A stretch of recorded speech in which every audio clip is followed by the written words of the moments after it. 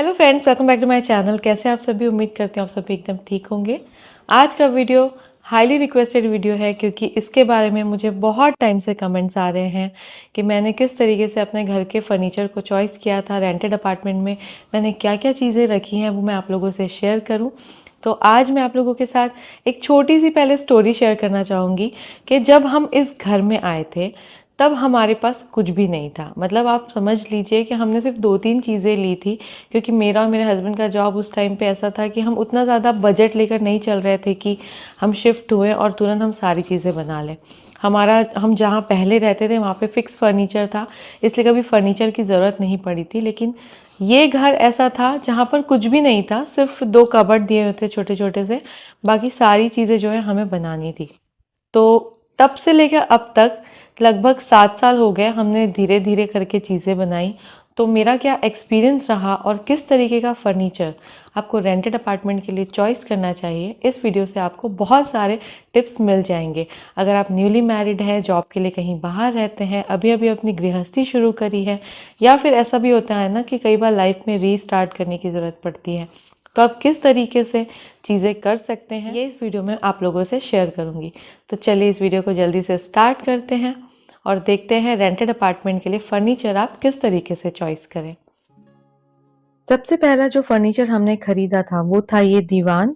जैसा कि आप फोटो में देख रहे हैं, पहले इतनी ही चीजें हमारे लिविंग रूम में हुआ करती थी। अब लिविंग रूम का सेटअप करना बहुत जरूरी होता है, इसलिए हमने सोचा था कि सिंपल सा दीवान लेते हैं। ये काफी बजट फ्रेंडली भी था और इसके साथ ही इसकी अच्छी बात है कि इसमें काफी सारा स्टोरेज भी था। इस तरीके से ड्रॉअर वाला स्टोरेज है जिसमें एक्स्ट्रा चीजें आराम से रखी जा सकती हैं और लिविंग रूम में सिटिंग अरेंजमेंट के लिए इसका आसानी से यूज किया जा सकता है। फ्यूचर में हम कभी सोफे खरीदेंगे तब हम इसको अपने दूसरे रूम में भी यूज कर सकते हैं, ऐसी सोच के साथ हमने इसको बनवाया था। क्योंकि रेडीमेड में ऐसा कोई ऑप्शन हमें मिल नहीं रहा था और हमें इसी तरीके का चाहिए था कि जिसमें हम स्टोरेज का कुछ सामान भी रख सके और हमारे लिविंग रूम में ये आसानी से यूज भी आ सके। तो जो भी लोकल शॉप्स होती हैं जहाँ पर आपको फर्नीचर के काम करने वाले मिल जाते हैं, वहां पर जाकर अपने घर के हिसाब से आप इस तरीके के फर्नीचर कस्टमाइज करा सकते हैं। और इस तरीके से बनवाए हुए फर्नीचर काफी मजबूत भी होते हैं जो फ्यूचर में भी आपके काफी यूजफुल हो सकते हैं। अब कुछ चीजें शौक की होती हैं, जैसे कि ये झूला मेरे हस्बैंड को बहुत ज्यादा पसंद आया था जब उन्होंने इसको फर्स्ट टाइम देखा था।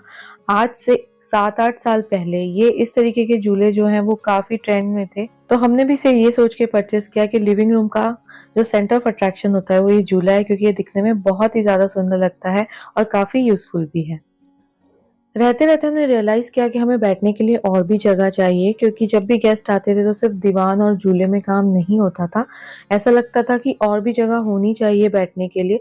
तो हमने दीवान को कुछ इस तरीके से अरेंज किया कि साइड में एक हम फ्लोर सिटिंग बना सके। ये जो आप मैट्रेस देख रहे हैं इसका भी मैंने वीडियो बनाया था। ये डबल बेड की मैट्रेस थी जिसको हमने इस तरीके से बनवाया है कि इसको जब चाहे तब और मैट्रेस की जैसे भी यूज किया जा सकता है, अदरवाइज इसको फोल्ड करके हम फ्लोर सिटिंग में भी यूज कर सकते हैं। तो अगर आप रेंटेड अपार्टमेंट में रहते हैं तो फ्लोर सिटिंग एक बेस्ट ऑप्शन होता है। खाली आपको मैट्रेस लेना है, कुछ कुशन्स लेने हैं और इसके बाद ही आपका जो है लिविंग रूम का सेटअप आप रेडी कर सकते हैं। तो मुझे ये सेटअप बहुत ही ज़्यादा यूजफुल लगा, बहुत ही ज़्यादा पसंद आता था जब तक था। अभी हमने थोड़ा सा चेंज किया है जो आगे वीडियो में आप देखेंगे, लेकिन इस सेटअप के बाद में ज़रूरत नहीं पड़ती थी। जब भी कोई गेस्ट आते थे तो हमारे पास सफिशिएंट जगह होती थी जिसमें वो आराम से बैठ सके। तो अगर आप सोफा नहीं लेना चाहते तो इस तरीके से एल शेप में आप फ्लोर सिटिंग भी कर सकते हैं। मैंने यहाँ पर एक दीवान रखा है, लेकिन एल शेप में सिर्फ फ्लोर सिटिंग भी किया जा सकता है, जो कि देखने में भी अच्छा लगता है और काफी कंफर्टेबल भी लगता है और कम स्पेस के लिए बेस्ट ऑप्शन होता है। यहाँ पर एक और ऑप्शन है, कई लोग ऐसा होता है कि मैट्रेस को डायरेक्ट नीचे फ्लोर पे नहीं रखना चाहते हैं, तो इस तरीके के पैलेट्स मार्केट में बहुत ही आसानी से मिल जाते हैं, स्क्रैप में मिलते हैं। ये 500 रुपए में हमने खरीदे थे, मतलब सिर्फ 1000 रुपीज में 2 पैलेट्स आए थे। और आप देख सकते हैं कि इसकी हाइट थोड़ी सी ज्यादा है। इसके ऊपर अगर हम फ्लोर सिटिंग अरेंजमेंट करते हैं तो काफी ज्यादा मतलब अच्छा हो जाएगा, आपको डेली के यूज में झाड़ू पोछा वगैरह लगाने में भी इजी रहेगा। और अगर आप इसको बेड के जैसे बनाना चाहते हैं तो 2 पैलेट्स की जगह आप 4 पैलेट्स का यूज करें और उसके ऊपर मैट्रेस लगा दें, तो ये आपके डबल बेड का भी काम करेगा, जो कि बहुत ही कम प्राइस में रेडी हो जाएगा। अब ये जो आप देख रहे हैं ये एक ड्रीम सोफ़ा है जो कि एक मिडिल क्लास फैमिली के लिए ड्रीम सोफ़ा रहा है अभी तक, और हमने इसको लास्ट ईयर ही 2023 में खरीदा है। ये है सोफ़ा कम बेड। इसको हमने अपने टीवी के जस्ट अपोजिट में रखा हुआ है ताकि हम आसानी से जब चाहें तब इसको बेड बना सकें और जब चाहे तब इसका सोफ़े के जैसा यूज़ कर सकें। ऐसे आपको रेडीमेड भी मिल जाएँगे। हमने अपने घर के हिसाब से इसको थोड़ा बड़ा बनवाया है। हमने 4 सीटर बनवाया है, वैसे 3 सीटर मिलता है, साथ में 3+2 का सेट मिलता है जो कि एल शेप में हो जाता है, और ये हमने सिर्फ सिंगल रखा है क्योंकि हमारे पास एल शेप में रखने के लिए जगह नहीं है। उसके बदले हम रखते हैं ये खाटली बाजोट स्टूल। इसको मैंने देखा था अमेज़न में, इसको कहते हैं खाटली बाजोट स्टूल्स, जो कि हैंडीक्राफ्टेड रहते हैं और ये बहुत ही सुंदर लगते हैं दिखने में और बैठने में भी काफ़ी कंफर्टेबल है। ये भी हमने स्टार्टिंग में ही ले लिए थे, मतलब जब दीवान लिया था उसके थोड़े टाइम बाद हमने इसको भी परचेस किया था। ये बहुत मजबूत भी हैं और इसके ऊपर मैंने इस तरीके से पिलो लगा दिए हैं और मैचिंग कवर्स लगाए हैं जो कि हमारे घर के कर्टन से मैच होते हैं, जिससे कि इसका लुक और भी ज़्यादा बढ़ गया है। और इसको मैं रखती हूँ सोफ़े के साइड में ताकि एक्स्ट्रा सीटिंग की ज़रूरत पड़े तो इसको काम में लिया जा सके। तो इस तरीके के स्टूल्स भी आप अपने घर में रख सकते हैं अगर रेंटेड अपार्टमेंट में हैं। और ऐसी प्लास्टिक की चेयर्स जो कि नीलकमल की आती हैं, 2 या 3 ज़रूर रखिए। इसको आप साइड में कहीं पर भी रख सकते हैं, एक के अंदर एक रखकर, और जब भी कोई गेस्ट आते हैं तो इसका यूज़ कर सकते हैं। ये काफ़ी स्पेस सेविंग भी होती है।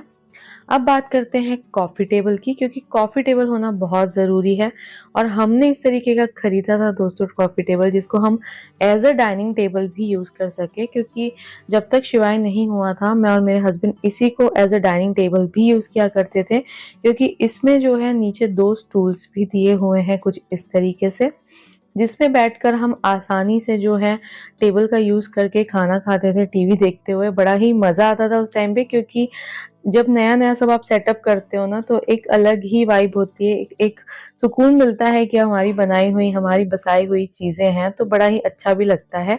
तो इसका हमने काफ़ी लंबे टाइम तक इसी तरीके से यूज़ किया और इसमें गैप्स दिए हुए हैं जिसमें से कभी कुछ खाना गिर जाए और नीचे गिर जाता था तो हमने इसके ऊपर इस तरीके से ग्लास कटवा के लगा दिया था। तो ये जो है हमने ऑनलाइन मंगवाया था और ये काफ़ी यूज़फुल रहा है अभी तक। इसकी क्वालिटी भी बहुत अच्छी है, मतलब 7 ईयर्स से तो हम लोग यूज़ कर ही रहे हैं, इसमें कोई प्रॉब्लम नहीं है। सिर्फ़ मैंने लास्ट ईयर इसमें थोड़ा-सा पॉलिश लगाया था ताकि इसमें थोड़ी-सी शाइन आ जाए, और जो वुडन होता है अगर आप उसको पॉलिश करते रहते हैं कुछ-कुछ साल में तो उसकी लाइफ़ जो है वो लंबी हो जाती है। ये टीवी यूनिट हमने वहीं से लिया था जहाँ पर हमने दीवान बनवाने दिया था, उनके पास ये रेडीमेड रखा हुआ था और ये मुझे देखते ही बहुत पसंद आ गया था, क्योंकि इसकी सिंपल सी डिज़ाइन है, बहुत ही ज़्यादा आप देखिए ऐसा नहीं है कि काफ़ी गॉडी सा लुक है। सिंपल सा टेबल है जिसमें 2 ड्रॉवर्स बने हुए हैं।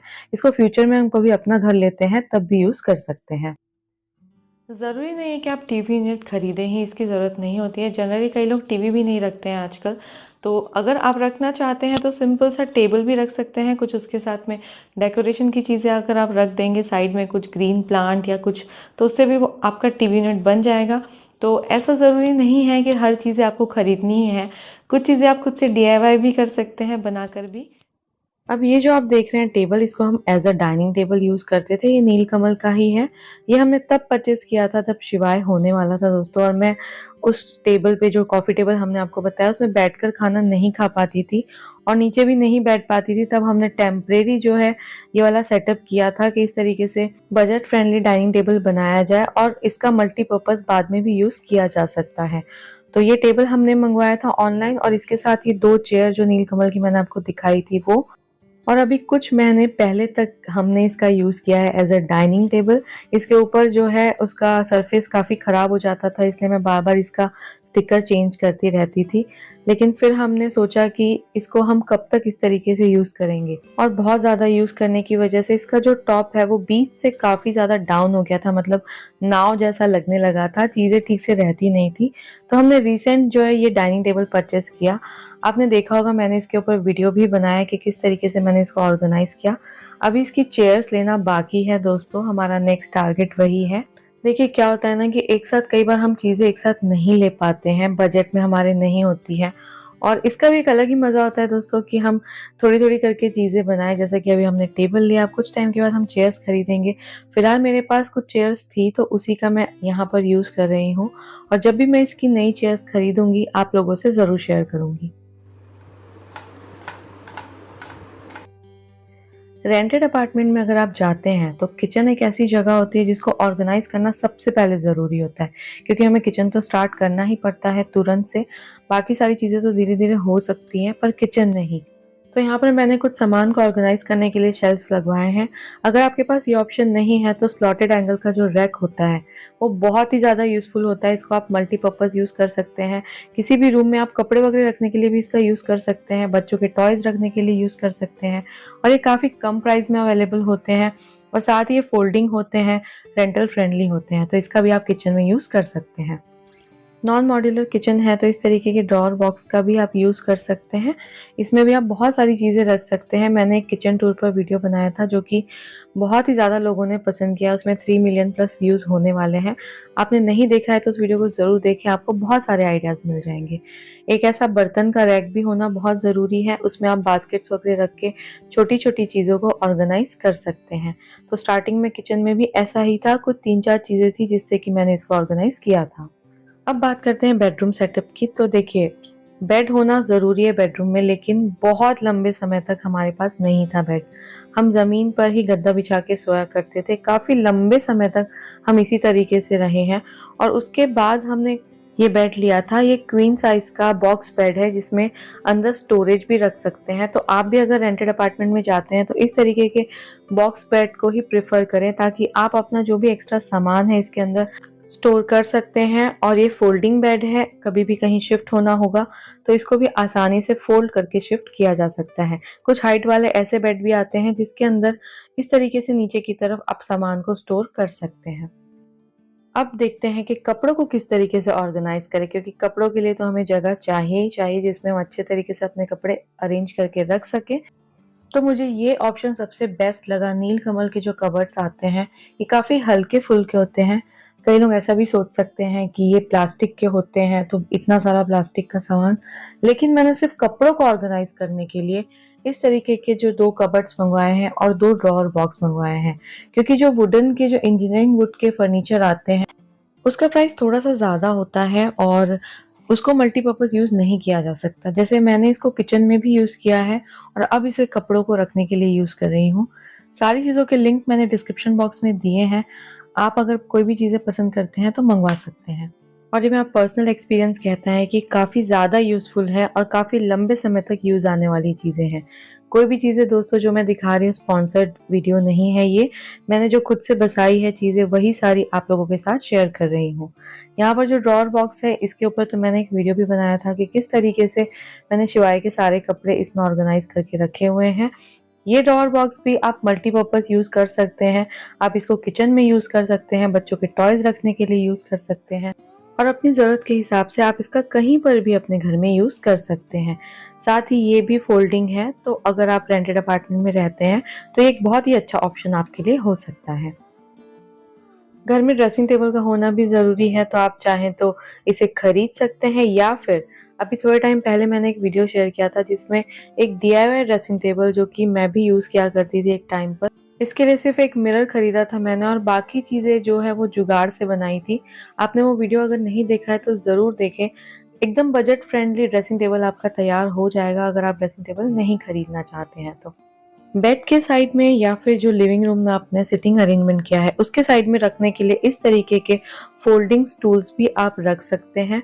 ये बहुत ही अच्छा ऑप्शन है अगर आप स्पेस सेविंग करना चाहते हैं। तो आप कॉफ़ी टेबल नहीं लेना चाहते हैं तो इस तरीके के 2 स्टूल में इन्वेस्ट करिए और इसके बाद ये फिर आपको फ्यूचर में भी काफ़ी ज़्यादा यूज़फुल रहेंगे।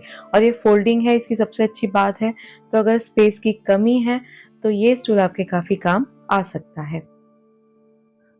तो दोस्तों यहाँ पर जितनी भी चीज़ें आपने देखी वो सारी एक साथ हमने नहीं ली है। बहुत ही लंबे समय से हमने एक एक करके चीज़ें बनाई हैं और एक कहानी मैंने आपके साथ शेयर करी अपनी सारी चीज़ों की कि हमने कौन सा सामान कब लिया और क्या सोच कर लिया।